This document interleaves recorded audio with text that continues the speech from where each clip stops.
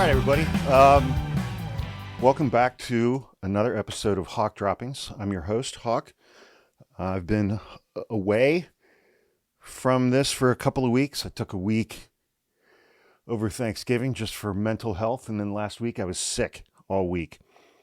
So apologies for being away for so long. There's a lot of stuff to talk about today. There's a lot of stuff going on in the news. Obviously, the main thing, so I'm recording this on Monday, December 9th. It's about 6:45 p.m.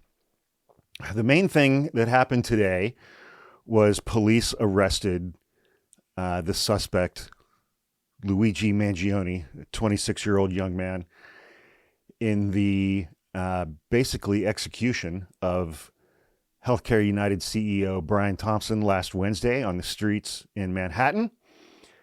And we're going to we're going to learn a lot of things about that. We're going to learn a lot of things. And I did a TikTok today about, maintaining a healthy level of skepticism throughout the reporting and the things that we're going to see coming out. Because this young man made the New York City Police Department, excuse me, look like absolute clowns for almost a week. He got away on a bicycle, which he ditched in a park along with his backpack, and then took a bus and got out of Manhattan, while the most well-funded police department probably anywhere in the world couldn't find him, couldn't identify him, couldn't figure out where he was going, couldn't figure out why he did what he did. And then apparently today in Altoona, Pennsylvania, and either an old man having lunch in McDonald's or a McDonald's employee, it's unclear at this point, grew suspicious, called police. Police showed up. And when they confronted Mr. Mangione at McDonald's, and if you've seen photos of this guy, he doesn't look like the kind of guy who has ever set foot in a McDonald's in his entire life. He not only had a, quote, manifesto on him about how much he hates healthcare for profit, he also had the murder weapon, the gun and the silencer, suppressor, on him at the time, after successfully evading the entirety of the New York Police Department and the FBI for 5 or 6 days. Who knows, man? I don't know. So we're going to learn a lot more about Mr. Mangione in the coming days and weeks, or maybe not. I mean, he was the high school. He was the valedictorian of his high school class. He went to Penn, Ivy League educated. Engineering degree, intellectually no slouch. But at the same time, apparently he had a thing for Peter Thiel and Tucker Carlson. If you look at his social media, and he decried wokeness. He hated wokeness. There's nothing he hated more than wokeness. He was very anti-woke. So there's that.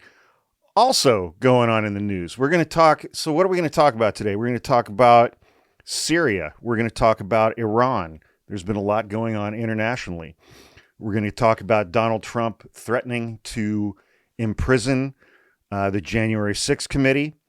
We're going to talk about Liz Cheney's response to that, Adam Kinzinger's response to that. We're going to talk about Rand Paul and his continued ongoing obsession with Dr. Anthony Fauci. He remains 100% convinced that Dr. Fauci caused the COVID pandemic. And then I read a really good essay, some of which I agree with, some of which I don't agree with. But the title of it, I do agree with. Hunter Biden was unfairly prosecuted, subtitled, His Father Did the Right Thing in Pardoning Him. So lots to get through today.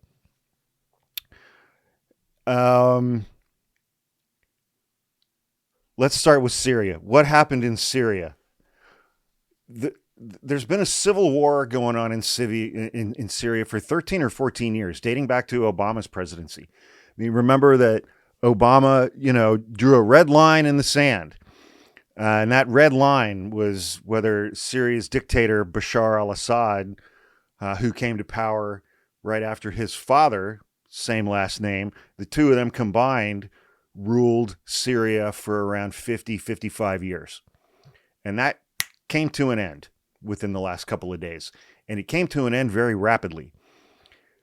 And so Bashar al-Assad, dictator, used chemical weapons on his own citizens. And Barack Obama did nothing in response to that, despite saying that that was his red line in the sand that would cause him to act. And in this civil war, his two main supporters were Russia and Iran. And, well, over the last 13 months, Iran has had its hands full with Hamas and Hezbollah in Israel and Lebanon in the Gaza Strip. And for the last almost 3 years, Russia has had its hands full in Ukraine. And I read an estimate today that, Russia has sustained somewhere between 600,000 and 700,000 soldiers killed or wounded to the point where they can't fight anymore. 600,000 or 700,000. That is insane. It's basically like a 4-1 margin over Ukraine. And Vladimir Zelensky said they've lost about 46,000 troops that have been killed. The number of injured is usually 2 or 3 times that number, but just an unfathomable number of killed and injured soldiers in Ukraine. So, Bashar al-Assad's two main supporters have been busy with other things. That has greatly affected their ability to support him in Syria. And I've been reading a ton of stuff this evening and just learning about the interactions between these countries, Russia, Iran, Syria, Turkey, Israel, Lebanon. But this war has been going on for 13 or 14 years. There are different rebel groups, different rebel factions, but they've all had this common enemy of Bashar al-Assad. And then, whatever day it was last week, Thursday or Friday, we're like, his government's toppled. He's fled the country. So, but learning about the interactions of all of these countries and all these proxies, like Iran has Hezbollah, they have Hamas, they have rebel fighter, the Houthis in Yemen that aren't explicitly Iranians, but Iran funds them, trains them. And Russia was doing some of the same thing. Turkey was doing the same thing. And these rivalries between these countries. And then it's like you got the Kurds. Turkey doesn't like the Kurds. And it's just nuts reading about all of this stuff and learning about all of it and learning how it affects the region and learning how it affects United States interests. It's just nutters. So the Assad and his family fled to Moscow. They've been granted asylum. That's where they're at. But, up until now, Syria has just been this kind of part of an informal network of autocracies, these different countries in the region. And now that Assad is gone, who's going to take over Syria? How's that going to affect all of these other autocracies in the area? How's it going to affect the United States? What are we going to do about any of this stuff, if anything? Because there's a U.S. military base in Syria still, in eastern Syria, with 800 or 900 American troops on the ground that had been supporting the Kurds, which Turkey hates the Kurds, and, but Turkey's our ally. And, I don't even know if those 800 or 900 soldiers, American soldiers, are safe at this point? I have no idea. It's crazy. But so it's like this war's been going on for 13, 14 years. And, Assad had used chemical weapons on a lot of his own citizens. He did have these prisons that were like dungeons within dungeons that he had put his own citizens in. And I saw one report today that, the rebels are now going in and opening these prisons and letting everybody out. And one of the things that I read that they discovered is a lot of the women who have been in prison, they've been in prison long enough that they'd been raped, they'd gotten pregnant, and they'd had a child. And so when they're being let out of their prison cell, they're holding a child. And I read one case where a woman had been imprisoned long enough that she'd been raped, had a child, then had another child. And when they let her out of her cell, she walked out with her 3 children. So that's Bashar al-Assad in a nutshell. I mean, I read that and it made me want to throw up. And then autocratic regimes use brutality to eliminate any hope of their populace may have for a different future. Our leader forever was the slogan of the Assad dynasty. But all such eternal regimes have one fatal flaw. Soldiers and police officers are members of the general public too. They have relatives who suffer, cousins and friends who experience political repression and the effects of economic collapse. They too have doubts, and they too can become insecure. In Syria, we have just seen the result. The turning point was the surrender of Aleppo in Syria with almost no resistance. So these rebel forces took over Aleppo, and this was 12, 13 days ago. And the Syrian army just melted. I think for that reason, because this war's been going on long enough that all of these soldiers have family members who have experienced the oppression of Assad's regime. And they're just like, why should we fight for this anymore? And there's a group, one of the rebel groups, Hayat Tahrir al-Sham, it's just called HTS, which isn't really under the control of Turkey, but it's supported by Turkey, and Turkey gave it permission. The one thing that I read today, it's like Turkey wanted to push Assad to the point where he would have to negotiate some deals with Turkey. And so they gave HST permission to go right up to the edge of Aleppo just to put pressure on Assad. Well, HST went right up to the edge of Aleppo and the Syrian army just ran away. And they were like, okay, well, we're here. I guess we'll just take Aleppo. And Turkey's like, yeah, sure. What the hell? Maybe we can get more than we thought we were going to get. And they just did that. Major city after major city after major city until they got to Damascus, the capital. And when HST got to Damascus, that's when Bashar al-Assad was like, yeah, I'm out. I'm done. And so HST's leader is this guy named Abu Muhammad al-Jalani, who, he leads a rebel group. It's like, are we dealing with someone who is like ISIS or Al-Qaeda or the Taliban, or is this person a statesman? Who knows? And there is no one in control of the Syrian government right now because there is no Syrian government right now. And it's simultaneously fascinating and terrifying. It's going to be interesting to watch. Iran and Russia were brutally embarrassed by this because they had supported him for more than a decade. And it's like Russia's getting its ass handed to them in Ukraine.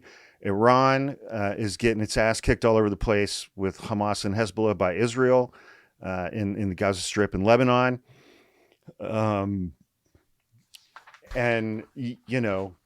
But so here's one interesting thing. the United States, the Biden administration took advantage of this set of circumstances in one crucial way. I think in eastern Syria, I could be wrong on that, there were still some ISIS training camps and some ISIS bases. And once Damascus fell and Assad took off, our military absolutely bombed the ever-loving shit out of those ISIS bases and training camps. They're like, we're just gonna kind of sneak in here and do this little thing right here real quick. Don't mind us. We'll be out of here in a moment. And so there's that. But so nobody knows what's going to happen. Nobody knows what's going to happen. Nobody knows who's going to be in control. Nobody knows if there's going to be a government. Nobody knows if the government is. But one other thing that I've read about this HST group is that they're remarkably progressive.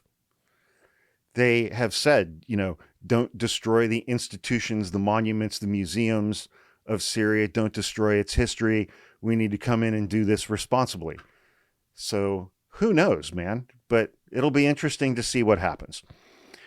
I read another article, so that sent me down another rabbit hole, and I read an article about the Ayatollah Khamenei, the supreme leader in Iran, and how Hamas's October 7th attack on Israel has unimaginably diminished Iranian military capabilities throughout that region, with essentially the destruction of its proxy forces, except for the ones in Yemen, the Houthis in Yemen, who've had their hands full in other ways. But Hamas in the Gaza Strip is almost gone. Hezbollah in Lebanon, the Israelis blew up 3,000 or 4,000 of them with that coordinated pager attack. And here's the shitty thing, man. When I think about some of this stuff, I'm just like, a pox on all of your fucking houses, man. A pox on all of your houses. What the Israeli military and the Israeli government under Benjamin Netanyahu has done inside the Gaza Strip to Palestinian civilians is absolutely disgusting to me. What Hamas did on October 7th is absolutely disgusting to me. And, it's almost like the Israeli military and the Israeli government is like, well, okay, if in order to kill one member of Hamas, we have to kill 250 Palestinian civilians, that's a fair trade-off. And they've exhibited that similar kind of attitude in dealing with Hezbollah in Lebanon. Hezbollah and Hamas are terrorist organizations funded by Iran. It's like, there are no fucking good guys in this thing. And it's like, now the Israeli government is taking advantage of this and Donald Trump's reelection to basically to start bandying about the idea of annexing the whole West Bank. There are 2 million Palestinians in the West Bank. And so it's just like, screw all you guys, man. But I am glad to see Iran being greatly diminished, because they're bad people running that country. And when I say that, I'm talking about the government. I'm talking about the government and their military. I'm not talking about their civilians. I think better than 50% of the population of Iran is under the age of 25 or something like that, and those people are being repressed, especially women. The oppression and repression of women in Iran, again, is fucking disgusting. They'll beat you to death for not wearing a hijab.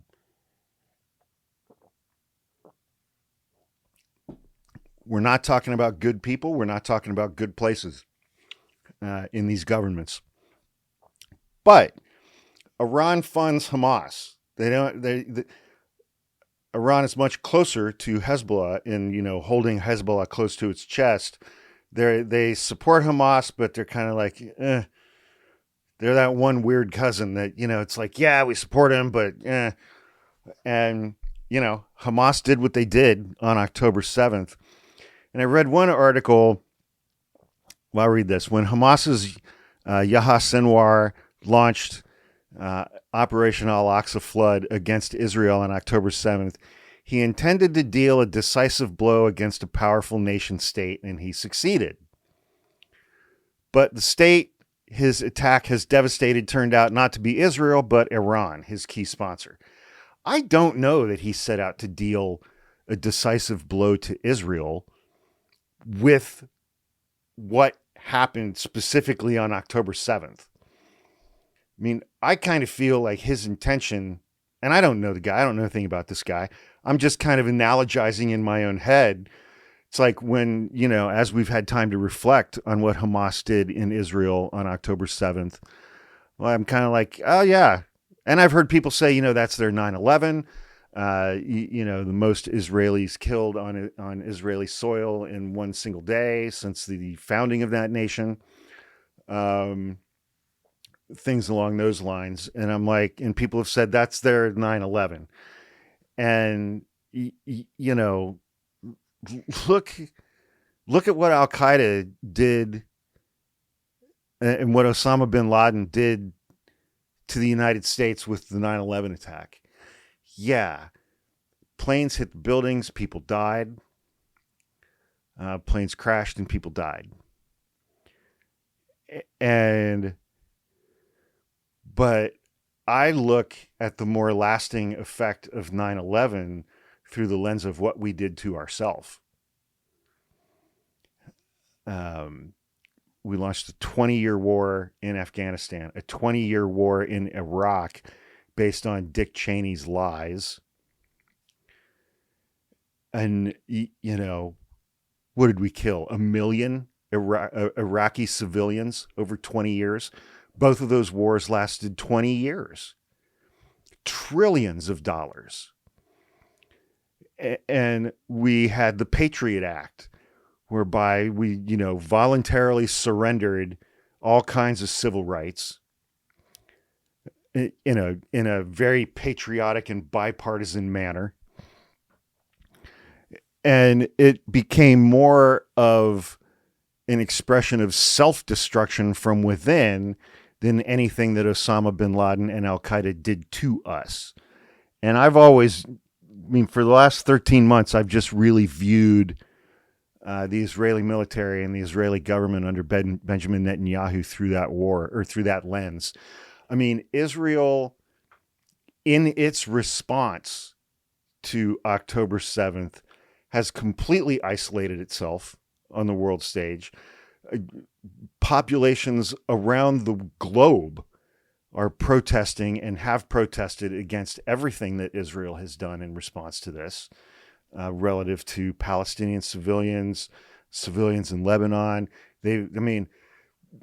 And when Syria collapsed a couple days ago, when Bashar al-Assad left, Israel invaded the western portion to try to steal more land for the Golan Heights in Syria. And, it's just a giant fucking mess, man. It's a giant fucking mess. But Israel has basically destroyed Hamas. They've completely shattered Hezbollah in Lebanon, forcing Hezbollah to accept a ceasefire. And meanwhile, Vladimir Putin is still dealing with his botched war in Ukraine. And Russia had its one foothold in the Middle East in Syria. They had ports, they had military bases. And don't forget that after Donald Trump hung out the Kurds to dry after a phone call with Turkish President Erdogan, we basically ceded military bases that were then taken over by Russians in Syria. But again, this HST group that came in, it's a Sunni fundamentalist militia. They took Aleppo, they took Hama, they took Homs, they took Damascus, and there was nothing that either Iran or Russia could do about any of that because they're way overextended in these other areas. And Iran has been working to build its influence through these proxy forces for decades. And that's gone. It's gone. It just poof. I mean, Iran is a strong state, but it's got a relatively weak military, and it invested huge amounts of its budget through these proxy forces that were operating outside of Iran's geographical boundaries.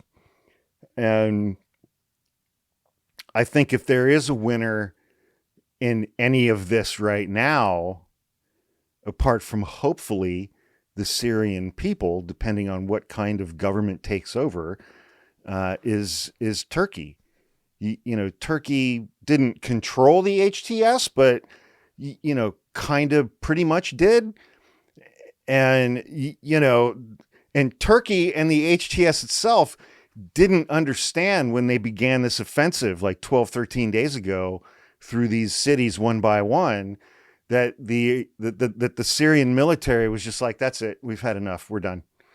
I mean, there were photographs of Syrian army soldiers basically like taking off their military shirts and laying down their rifles and just kind of blending back into the crowd, going back into their lives. It's just, I mean, I use the word fascinating. It's fascinating to kind of see this stuff unfold in real time, but hundreds and hundreds and hundreds of thousands of people have been killed in Syria over the last 14 years. And civilians and political prisoners have been brutally tortured for years. And women have been raped and forced to give birth to their rapists' children and raise them, and then raped and impregnated again for years. And it's like there's like this little glimmer of hope, but the level of horror that exists is almost unimaginable. It's just like what's going on in the Gaza Strip. The level of horror is just, it's traumatic to even try to imagine. And so I read a couple things by some commentary by Ann Applebaum, and I read one article by a guy named Elliot Cohen in The Atlantic. Elliot Cohen, he was like, here's some takeaways. There are like three or four things. The first is that deeply unpopular authoritarian regimes tend to be far more fragile than they look. Very few people saw that the last 11 or 12 days, the collapse was going to happen so rapidly. Nobody saw that coming. And that collapse in this one country may bleed over into some of the other countries in the area. He had a couple good lines in this article that I read. The ubiquity of surprise in war is a lesson learned and relearned every few years. One would not have guessed that a militia it estimated at 10,000 members would overthrow a military of 130,000 members, backed by thousands of auxiliaries from Hezbollah and other militias, as well as 4,000 Russian troops, but it happened. And he's right, it did. And it's like, this was another good sentence. Although wars may eliminate one set of problems or strategic circumstances, they usually create a new set. And that's why everybody's like, what's Russia going to do? What's Iran going to do? What's the United States going to do? Is this going to impact Israel? And Donald Trump, thank God, is coming into office with, Pete Hegseth leading up the Department of Defense in the United States military, even though he doesn't believe women belong in combat.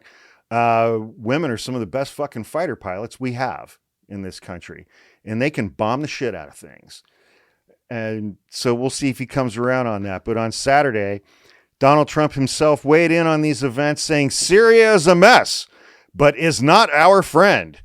And in all caps, the United States should have nothing to do with it. This is not our fight. Let it play out. Do not get involved. Apparently, the incoming president has forgotten that we have a military base in eastern Syria with 800 or 900 Americans. We have boots on the ground. Oh, God, I hate that guy. Okay. All right, let's bring it back to the States here. So yesterday, today's Monday, December 9th, yesterday it aired on Meet the Press, an interview between Kristen Welker and Donald Trump. And here's the thing that fucking pissed me off about this interview. And this is what we're going to talk about. Donald Trump said the members of the January 6th committee should go to prison. He said that to her specifically. They should be in jail. What's the immediate and unimaginably obvious follow-up question to that statement? Why? Why should they be in jail, Mr. Trump? What crimes did they commit, Mr. Trump? She didn't ask him either one of those follow-up questions, and she didn't push back on it. He just said it. And she was like, oh, how's your tiramisu? Corporate media is such. So he made this threat yesterday. It aired yesterday. It's been getting a lot of press today. All members of the January 6th committee and their staff that investigated him for trying to overturn the last election and incite an insurrection, all members of that committee and their staff should be in jail. Okay.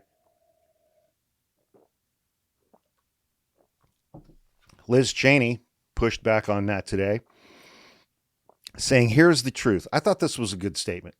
I would have liked to have seen her gone a little further with it. I will add what I would, after I read her statement, I'm going to add what I wish that she would have also said.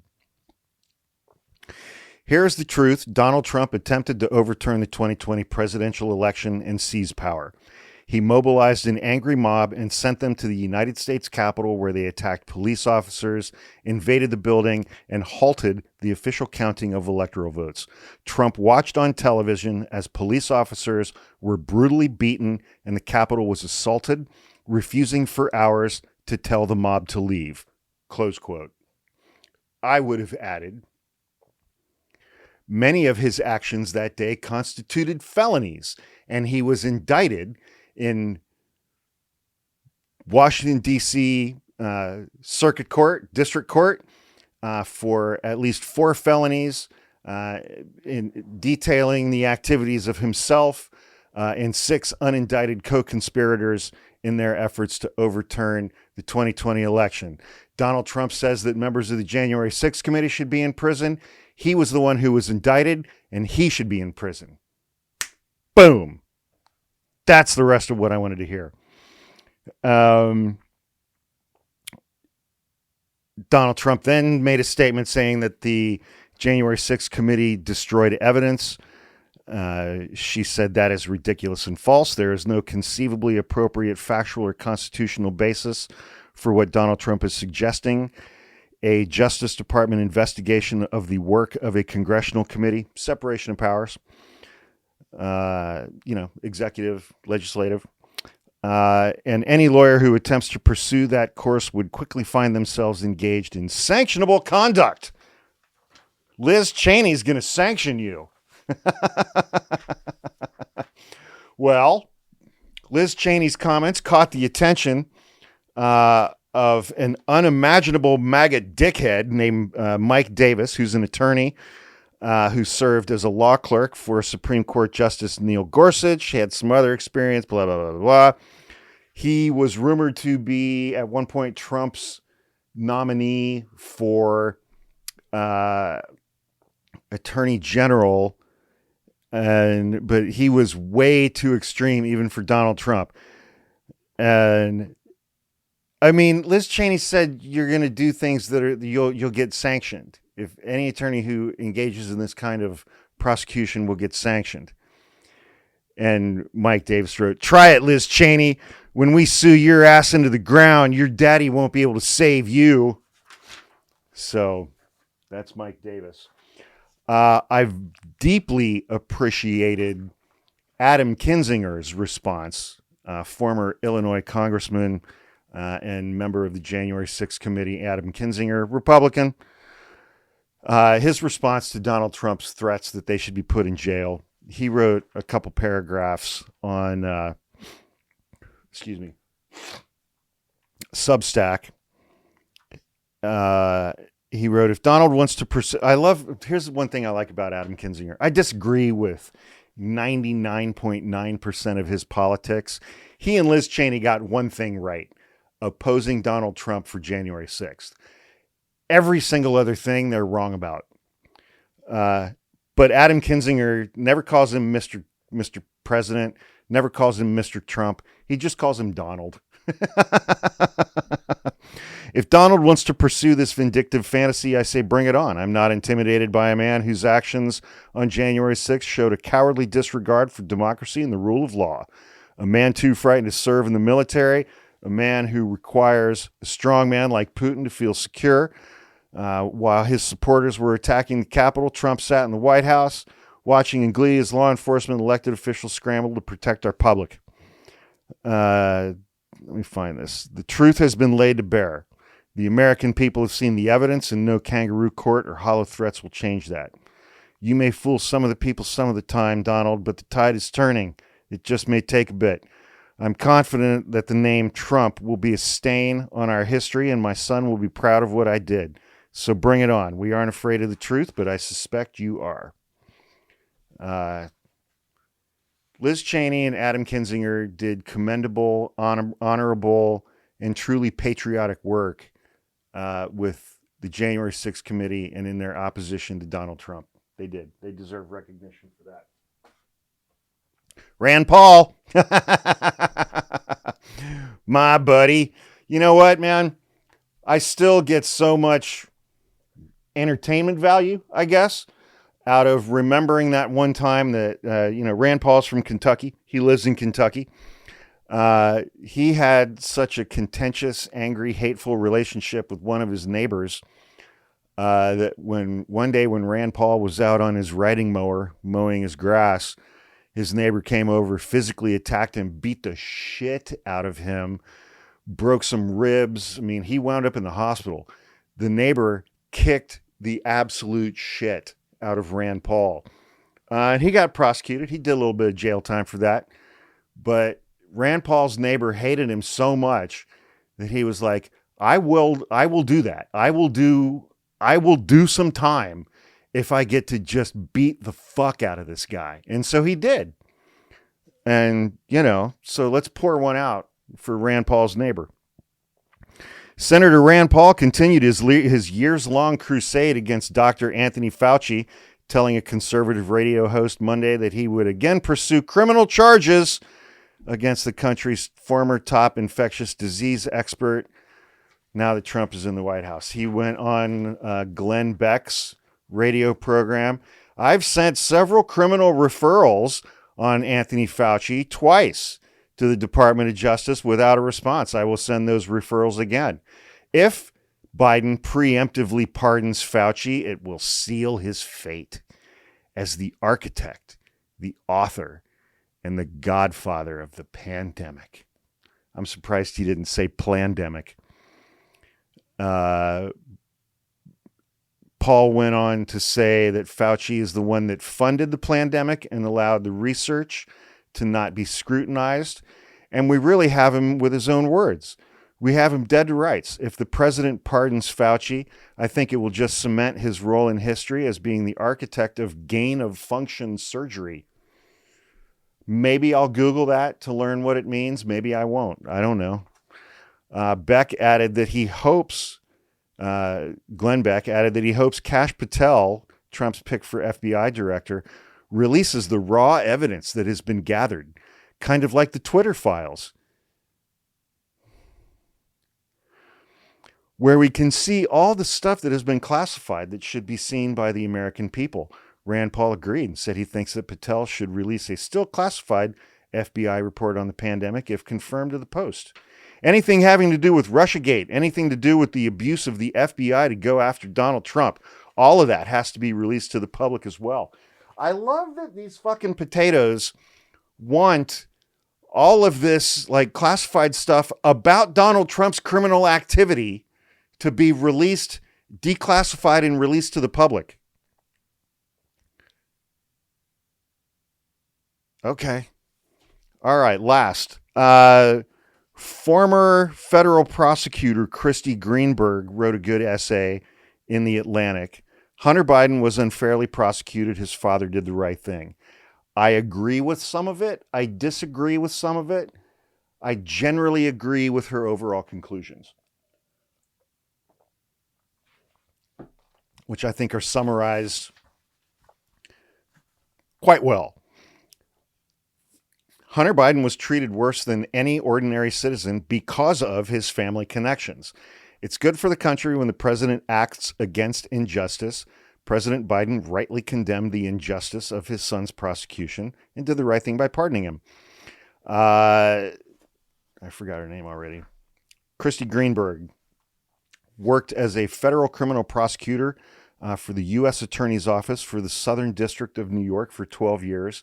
SDNY, man, that's the top of the heap. SDNY is the top of the heap for the U.S. Attorney's Office. It just is. During which time I supervised and prosecuted many gun and tax cases. President Biden argues that the gun and tax charges Hunter was convicted of should never have been brought. I agree. When I served as deputy chief for SDNY's criminal division, my job was to approve charging and non-prosecution decisions on gun and tax cases. I would not have approved the felony gun and tax charges brought against Hunter Biden. Such charges are rarely, if ever, brought in similar circumstances. As a first-time offender with no criminal record or history of violent behavior who possessed a gun for only 11 days and didn't use it, he did not pose a public safety risk to warrant federal felony gun charges. The public interest is served by treating addiction, not by weaponizing it. In a gross display of addiction shaming, prosecutors used words from his own memoir against him at trial. They forced his former romantic partners to testify and dredge up details of his addiction. The prosecution's trial presentation was cruel and humiliating. I agree with all of that. Here's where I disagree. Nor should prosecutors have charged Hunter with failing to pay $1.4 million in taxes during the period when he suffered from his drug addiction. The IRS's primary goal to recover unpaid taxes was satisfied when Hunter fully repaid the taxes he owed with interest and penalty. I agree that they should not have prosecuted him because he repaid everything with interest and penalties. I do not agree that they should not have prosecuted him for failing to pay $1.4 million in taxes because he was a drug addict. That to me feels like a stretch. And this has always been the meat of it for me. Notably, there had been a fair non-felony plea agreement between Trump-appointed U.S. Attorney David Weiss and Hunter with no jail time, but congressional Republicans worked to crush it. There are two things here. And I got in an argument with my friend Shahana about this last night when we were out having dinner.